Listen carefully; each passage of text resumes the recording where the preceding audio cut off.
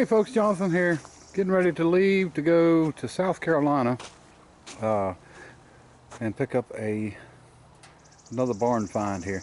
You know, going out of state, I can't take one of my rollbacks. I can't legally haul even my own car on one of my own trucks and go across state line.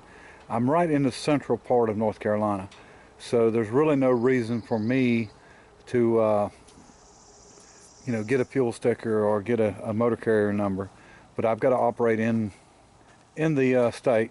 So I'm not into borrowing stuff. I usually never borrow anything, but I did borrow this trailer. This is a friend of mine's trailer, and it's just really low in the back, but he said that one of the tail lights was out on it, so I'm going to go ahead and fix it for him, put him a tail light in it while I've got it, and that way when he gets it back it'll be better than it was when I picked it up anyway. Well, not perfect, but he's got a light, better than it was. So, all right, we're gonna get headed on. Ain't nothing like a power winch, is it? Ain't nothing like it. I usually use hydraulic, not even manual. I know that's right.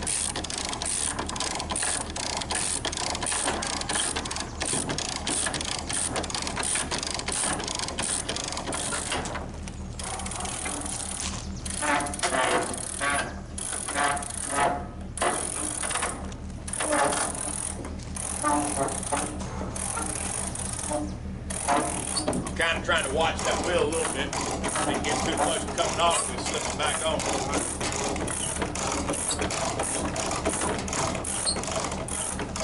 Nothing on that branch, though. Is it getting too far off?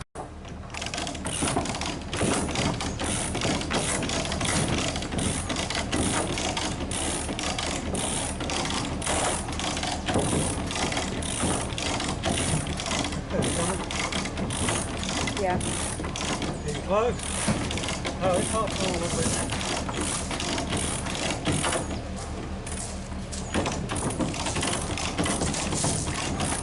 It's got about an inch of pedal.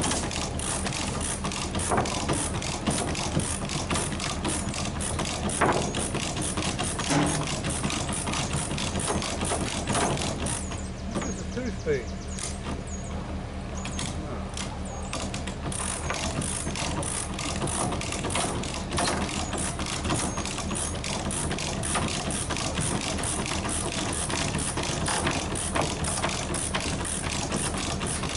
Oh.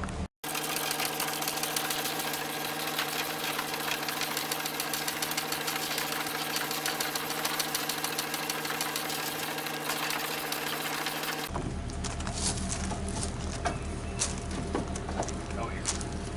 Much better. Just keep it handy.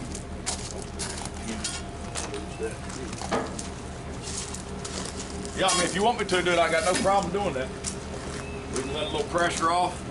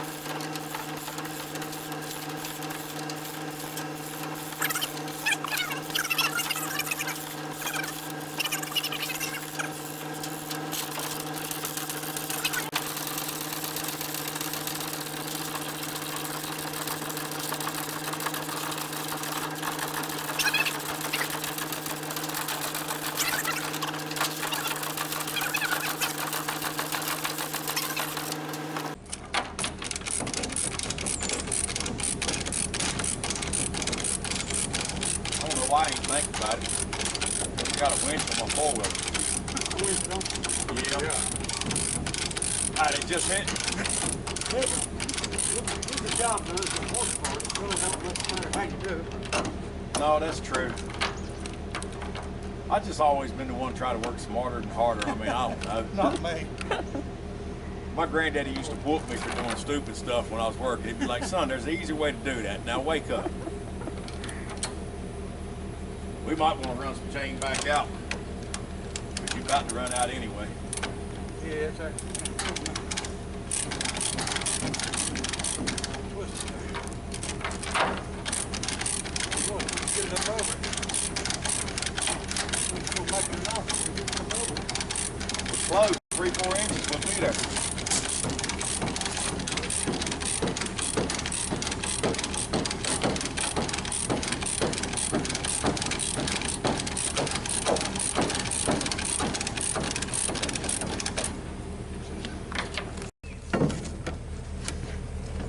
Alright.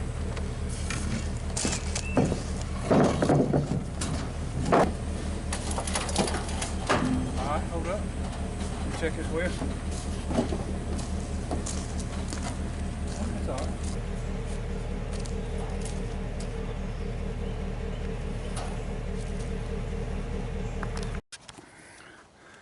Okay, folks, it's the following day, next morning. Got home pretty late last night. You know how it is when you go do something and the person you're dealing with is sort of like-minded on old cars. So we've got to jawing and got home a lot later than what we'd planned. But you know, me and my wife sort of made a half a day out of it anyway. So we enjoyed ourselves. All right. Well, here's what we've got. You know, this is one of them glass half full or half empty, depends on who you are and how you look at it. I'm a half full kind of person, so you know, it don't bother me a bit. But this, you know, this could be put back as an original, could be made into a rat rod. It would probably be easier, well, I'm sure it'd be easier to go back as a rat rod. I have no plans whatsoever for this car except for to do maybe a first start on it later on, and maybe later on trying to get Noah to, you know, play with it a little bit, show him a few things on a, you know, an older one.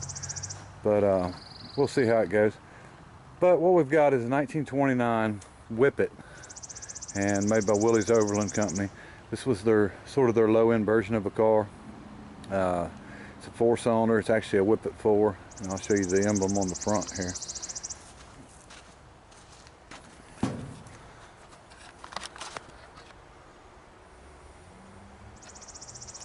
As you can see, Willys Overland Whippet, and of course 4. It's got a Ford motor meter on it. You know, there's good things about the car, there's bad things about the car. The radiator's really nice, which is a good thing. The only thing that's really missing is, you know, some bumpers, one drum, and actually this is a rear rim. The hub would actually need to be changed for it to be a front wheel. And you may be able to see how these spokes go together. A lot of people don't know, but I mean, basically they're just wedged, and you know, they sand them and wedge them in there until they're good and tight. And so we've got quite a few, you know, extra parts, or not extra parts, but parts for it. You know, the running boards were wood, they're rotted away. You know, the cow lights are on it. It's got little lights in the back. Someone's primed over a lot of it. Steering wheel, I do have the wood for it, but I'll show you the issue with it in a minute. It does steer. A few odds and end parts. Somebody had recovered the seat. This car, I'm thinking, was on the road and driving in 1980, from what I could tell. Which you wouldn't think that, but it, you know, according to the paperwork I've got, it was. And rearview mirror, just some odds and end pieces and parts. You know, the door handles are all there. And you know, it's missing some stuff, I'm sure, some small stuff. Wood is pretty rough. Some of the wood is nice. Some of it could be redone, used as patterns, and some of it is just shot. So I mean, that's one of them issues where, you know, it's a what do you do situation. You know, a rat rod, you know, somebody would go back and weld steel in, and then on a you know, an original, of course, they'd want to Go back with the wood. Windshield's in it and good, chilled out. It's got part of the vinyl top left on it, and visor. But some of the good things that I like, full of antifreeze, completely full of antifreeze. So we know that there's no freezing issues. And also the engine's not stuck. Hasn't been running a lot of years.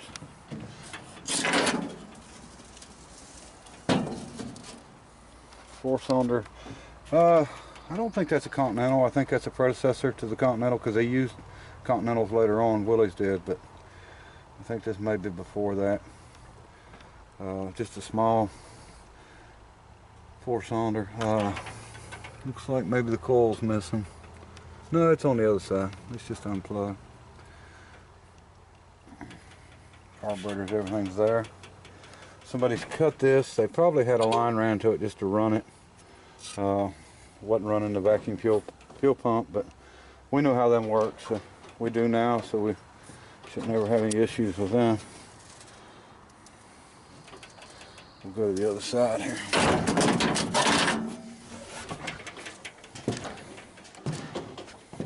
It's got the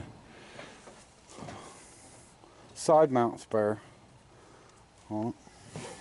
It's got the main rust that's on this car is that the panel that goes across the front that covers the frame. The fenders are actually solid as can be, and then there's some rust on the I don't know what you call them. I guess the aprons in here. There's a little in the bottom, but you know, body wise, the body's pretty solid. Rear fenders are fair. It's got a little rust at the bottom. I mean, this is not a, especially, you know, if you was rat rodding something, you know, it's not really an issue. The wood wheels are in good shape. They're usable. Of course, the rat rod's not going to have wood wheels, but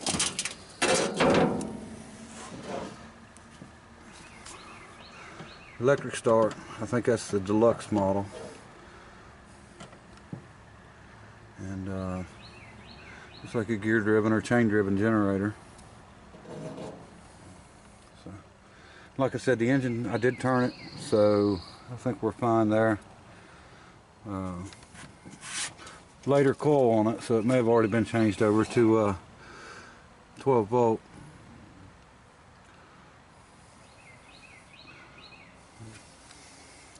Looks like it may have had a heater on it at one time. It could be what makes it a deluxe.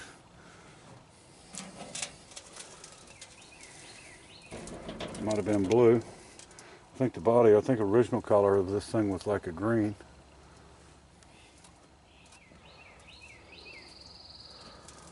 I did not check the oil. Oh, actually very clean, but it could be clean because it's pretty watered down. It could be, or not watered down, but just really thin, but it could be that way because over time, you know, anything, all the particles, anything that was in it could have went to the bottom. Now, it's got a distributor, but you can still, it's got a cable for the advance and retard.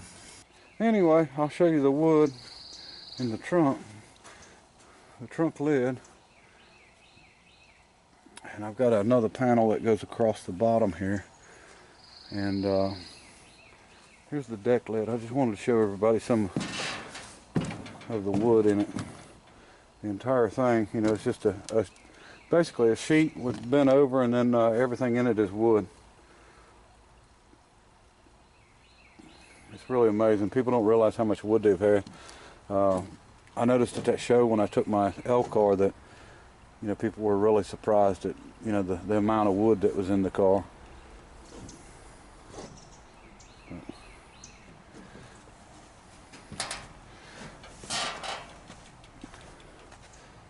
And I've got paperwork with the car, and I've got some of the old paperwork. You know, it's pretty documented. Here's actually a registration, New York registration from 1939. And there is what they claim to be the original license plate. They said that this thing went from New Jersey to New York and then back to New Jersey, and then ended up down here. So that's supposed to be the original license plate from when this car was bought. But you never know. And here's the headlights. It's got a pretty nice bar and pretty nice lights. They can be polished up. It's got one depressed beam and it's got one twilight. So mixed matched lenses, but eBay's full of lenses, so shouldn't be an issue. Okay, here's the original steering wheel. As you can see, it tried to straighten itself back out into a stick instead of a wheel. So we may try to steam this and bend it back and put it back together. I'm not sure what it was made out of, but something that I'd just like to try to do. And you can see the old screw holes, so it is absolutely an original. But thought that was pretty neat. It had a good memory for sure. So that'll be a fun little job to do. Got a spare tire cover. Not in the best shape, but anyway, we'll end up doing a first start on this thing. See if we can get her fired up, and appreciate everybody riding along. And I sure could have used some help on that come along, but we got it. All right, appreciate everybody watching. Till next time, bye.